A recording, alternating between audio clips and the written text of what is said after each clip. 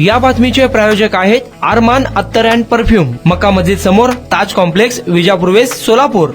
मैं सबसे पहले हमारा पराभव मान्य करता हूं, क्योंकि लोकशाही में ये मान्य करना पड़ता है।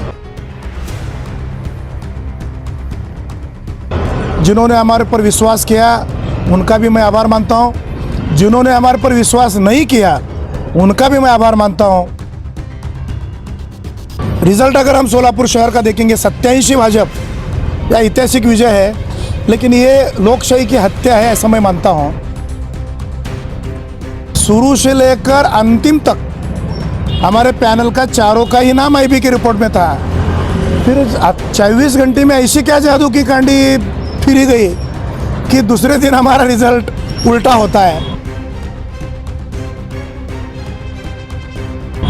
ठीक है, जो जीता वो सिकंदर है, उनका मैं सैल्यूट करता हूँ, उनको शुभेच्छा देता हूँ। अल्लाह उनको 5 साल अच्छे से अच्छा काम करने की तौफीक दे, इतना ही बोल सकता हूँ। तो मुझे लगता है लोकशाही की हत्या है, मैच फिक्सिंग है। लोक प्रधान न्यूज चैनल में आप सभी का स्वागत है। प्रभाग क्रमांक 20 से लेकर पूरे महाराष्ट्र भर का रिजल्ट आया और रिजल्ट ने सबको चौंका दिया। सोलापुर शहर की अगर बात की जाए तो प्रभाग क्रमांक 20 में एमआईएम ने शानदार जीत हासिल की, लेकिन विरोधी पक्ष यहाँ पर जो है राष्ट्रवादी कांग्रेस बन गया।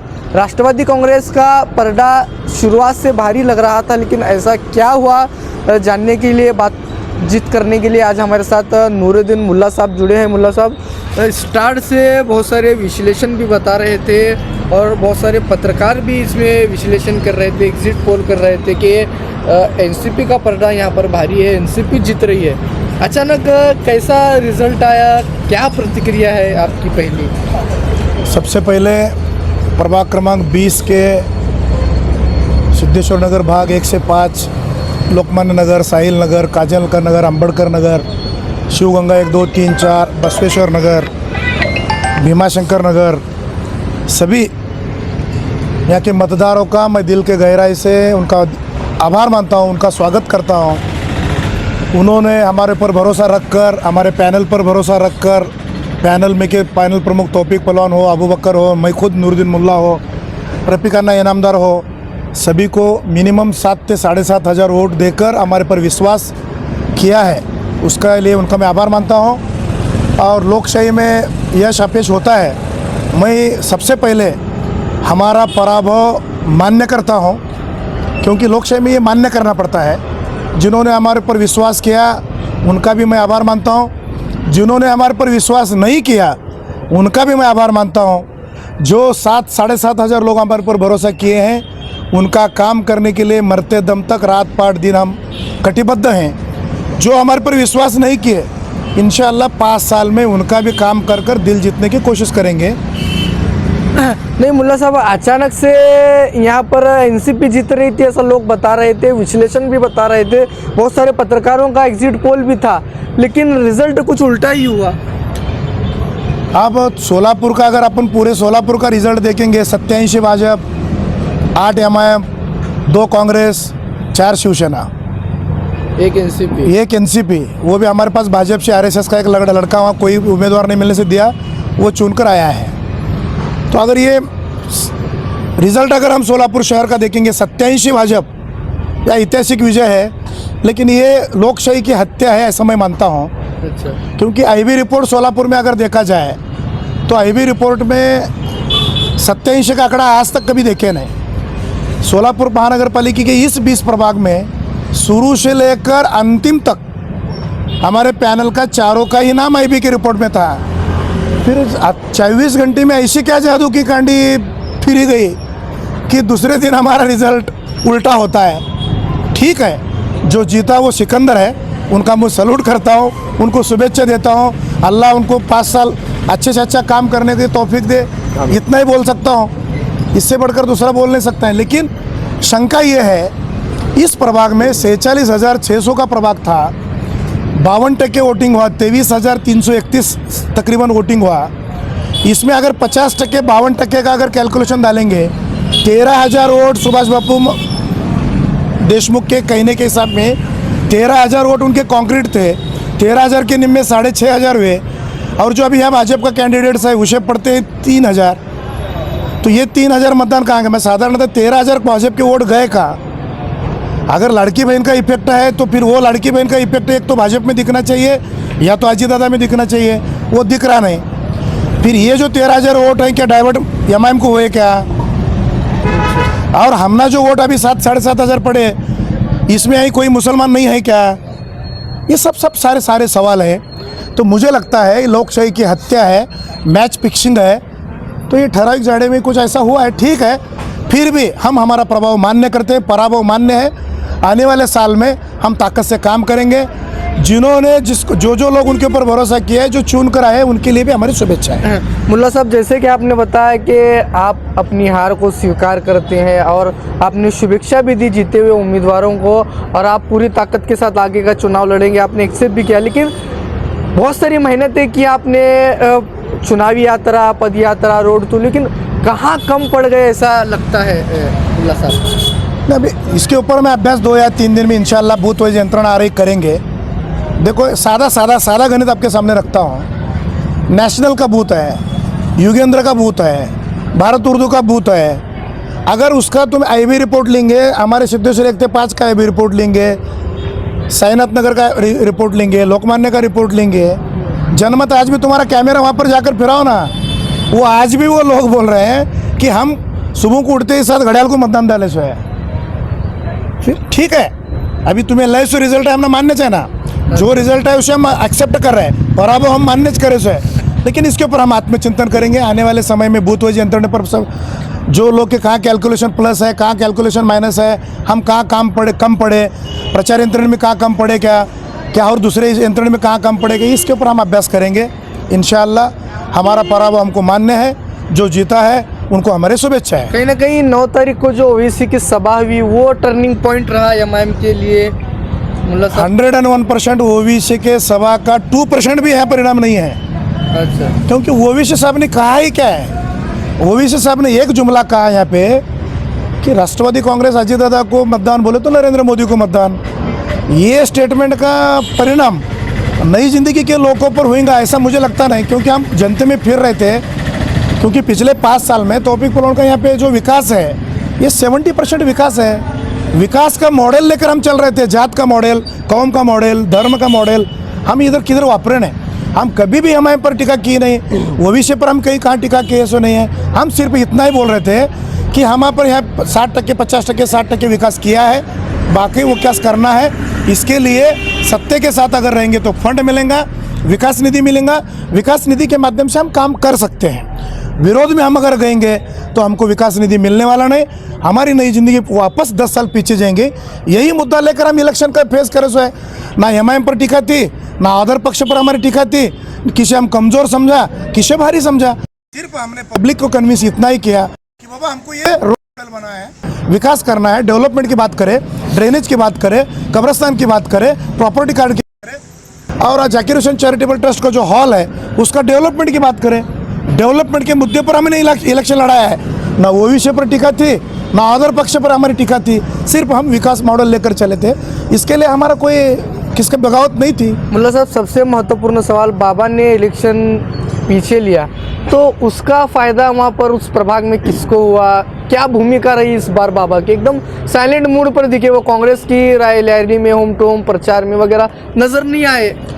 देखो, बाबा मिस्त्री ने पहले ही कहा कि मैं कांग्रेस का हूँ, कांग्रेस का प्रचार करता हूँ। व्यासपीठ के ऊपर उनका भाषण स्पष्ट था कि मेरे खून में कांग्रेस है, मैं कांग्रेस काटकर भाई का काम कर रहा हूँ। फिर उनका प्रभाव काटकर भाई के मतदान में दिखाई नहीं ना। काटकर भाई को मतदान कितने पड़े सो है, तो उनको लोग कितने हल्के में लिए कि भारी में लिए, ये वो उनके इसके भाषण में क्या हुआ, ये काटकर भाई के मतदान पर दिखे। मैं तो ऐसा दावा नहीं करूँगा कि बाबा मिस्त्री का प्रभाव हमारे पर हुआ, ये मैं तो बोल नहीं सकता, क्योंकि उन्हें खुद ने अपने भाषण में खुला बोले सो है कि मेरे खून में कांग्रेस है, मैं कांग्रेस का काम करने वाला, मैं कांग्रेस के साथ रहने वाला। उनके रैली में उन्होंने फिरे सो है, उनके भाषण में उन्होंने भाषण करे सो है। फिर उनका प्रभाव तो मुझे कांग्रेस के वोट में दिखा नहीं।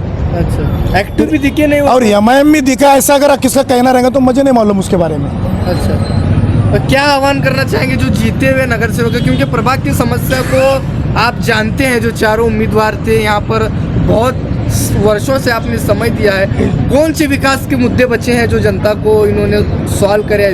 विकास है, विकास का मॉडल लेकर हम चल रहे थे, जात का मॉडल, कौम का मॉडल, धर्म का मॉडल हम इधर किधर वापरे नहीं। हम कभी भी हमारे पर टीका की नहीं, वो विषय पर हम कहीं कहाँ टीका किए सो नहीं है। हम सिर्फ इतना ही बोल रहे थे कि हमारे पर यहाँ 60%, 50%, 60% विकास किया है, बाकी वो विकास करना है। इसके लिए सत्य के साथ अगर रहेंगे तो फंड मिलेगा, विकास निधि मिलेगा, विकास निधि के माध्यम से हम काम कर सकते हैं। विरोध में हम अगर गएंगे तो हमको विकास निधि मिलने वाला नहीं, हमारी नई जिंदगी वापस 10 साल पीछे जाएंगे।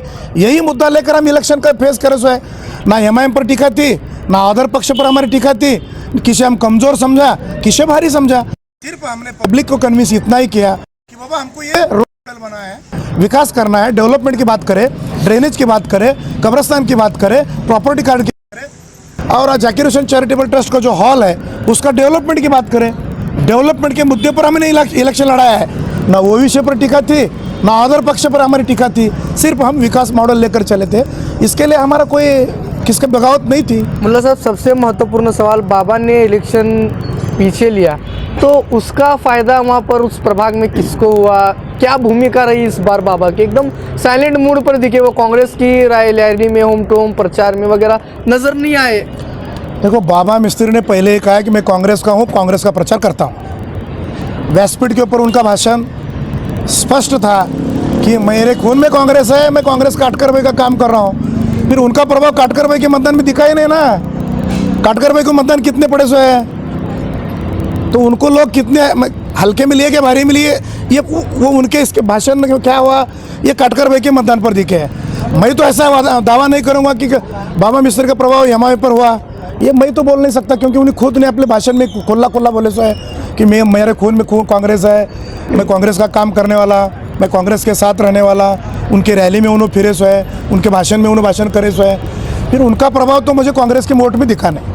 अच्छा, एक्टिव भी दिखे नहीं और एमआईएम में दिखा, ऐसा अगर किसका कहना रहेगा तो मुझे नहीं मालूम उसके बारे में। अच्छा, तो क्या आह्वान करना चाहेंगे जो जीते हुए नगर सेवक हैं? क्योंकि प्रभाग की समस्या को आप जानते हैं, जो चारों उम्मीदवार थे यहाँ पर, बहुत वर्षों से आपने समय दिया है, कौन से विकास के मुद्दे बचे हैं जो जनता को इन्होंने सॉल्व करे, ऐसा आपकी उम्मीद है, आह्वान है हमारे चैनल? चारों जो हमारे भाई निवड़ कर आए सो, सबसे पहले उनको मेरी शुभेच्छा। अल्लाह ने तुमको बहुत बड़ा मौका दिए सो है। प्रभाग बहुत बड़ा है, 46,600, तकरीबन 50,000 का मतदार संघ है। एंटी सरकमटेंसी वोट है, इसमें क्रॉसिंग वोट हुआ नहीं हुआ मुझे नहीं मालूम, लेकिन यहाँ सबसे बड़ा मसला है, 1 नंबर मसला कब्रिस्तान का, 2 नंबर मसला पानी का, 3 नंबर मसला प्रॉपर्टी कार्ड का, 4 नंबर मसला दवाखाने का, 5 नंबर मसला 40-40, 50-50 हज़ार भाड़े वेस है मंगल कार्यालय के या तो शादी खाने के, वो हमारी सर्वसामान्य जनता बेयर नहीं कर सकती। सर्वसामान्य दवाखाने का खर्चा हमारी यहाँ की जनता बेयर नहीं कर सकती, दे नहीं सकती। गरीब लोग हैं, खुददार लोग हैं, रिक्शा चलाने वाले लोग हैं, लूम चलाने वाले लोग हैं, बीड़ी कामगार हैं, गौंडी मिस्त्री के नीचे हाथ के नीचे काम करने वाले लोग हैं, गरीब लोग हैं। ये गरीब लोग का विकास लेकर ही हम चले थे। आप भी, अल्लाह ने आपको इज्जत दी सो है, अल्लाह ने आपको मौका दिए सो है, तो तुम्हारे माध्यम से अगर ये प्रश्न छुड़ाने की ताकत है, कुव्वत है, क्षमता है निधि लाने की, तो लाओ, उनका काम करो। वरना हम तो ये कल भी एजेंडा हमारा था, आज भी हमारा ये एजेंडा है, हम गिरे तो भी ये 4 मुद्दे पर हम निश्चित काम करेंगे। आने वाले समय में दवाखाने के ऊपर हम काम करेंगे, पानी के मसले पर काम करेंगे, कब्रिस्तान के मसले पर काम करेंगे, चैरिटेबल ट्रस्ट का जो यहाँ पे मंगल कार्यालय वो काम करेंगे। 18 इंची पाइपलाइन का हमारा जो मंशा है HSR टाकी से मदीना चौक तक का, और ये जो डिवाइडर बड़ा रोड है नई जिंदगी का, वो रोड, ये मसले हम अजीत दादा पवार के सामने रखने का वादा पब्लिक के सामने किया है। आज हारे तो भी ये मसले से हम हटने वाले नहीं। ये मसला लेकर आगे हफ्ते में अजीत दादा पवार साथ ज़्यादा से ज़्यादा उसके आगे हफ्ते में इंशाअल्लाह हम अपॉइंटमेंट लेकर ये मसला रखेंगे और उसके ऊपर काम करेंगे। ये थे हमारे साथ नूरुद्दीन मुल्ला साहब, जो लोकतंत्र की खूबसूरती को यहाँ पर इन्होंने सामने रखा है। हार इनको स्वीकार है, लेकिन कुछ सवाल या निशान यहाँ पर उन्होंने रखे हैं। जो 5 बड़े मुद्दे उन्होंने बताए थे, हार के बावजूद भी उप मुख्यमंत्री अजीत दादा पवार के पास जाएंगे, ये 5 मुद्दे रखेंगे और लोगों के बीच रहेंगे। कुणाला गिफ्ट द्यायचा असेल तर मग चला ना अरमान अत्तर अँड परफ्यूम मध्ये सर्व प्रकारचे ब्रँडेड अत्तर परफ्यूम एकाच ठिकाणी मिळण्याचे सोलापुरातील प्रसिद्ध ठिकाण Arman attar and perfume.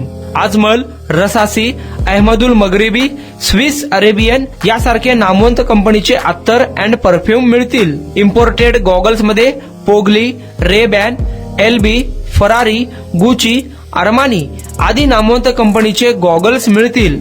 रॅडो, Rolex, Armani, AP, Hublot या कंपनीचे लेटेस्ट इम्पोर्टेड वॉचेस उपलब्ध. त्याशिवाय टेबल लॅम्प, बखुरदानी, मसाज गन, इम्पोर्टेड अगरबत्ती, हेअर ड्राय, फिंगर रिंग्स या वस्तू खरेदीसाठी एकदा अवश्य भेट द्या. अरमान अत्तर अँड परफ्युम्स, मक्का मस्जिद समोर, ताज कॉम्प्लेक्स, विजापूर वेस्ट, सोलापूर.